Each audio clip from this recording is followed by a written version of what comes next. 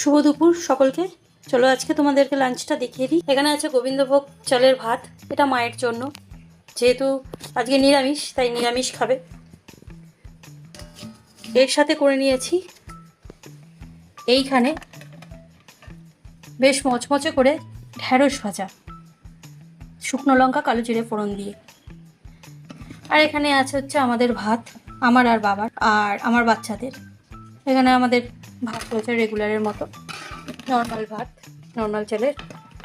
আর মাকে বলেছিলাম একটু অন্য কিছু করে দিই, বলছে না, কালকে বড়ার ঝোল করেছিলাম, ছোলার ডালের বড়ার ঝোল, সেটাই ছিল, ওটাকেই বেশ ভালো করে গরম করে একদম গামাখো করে দিয়েছি, এটাই খাবে। আর এর সাথে এখানে রয়েছে হচ্ছে আমার আর বাবার চিকেন, প্রেশারে করেছি, আর আলু দিয়ে লাল লাল একেবারে চিকেন করে নিই। তো এই ছিল আজকে আমাদের রান্না। তো দেখা হচ্ছে একটা অন্য ভিডিওতে। Till then, tata.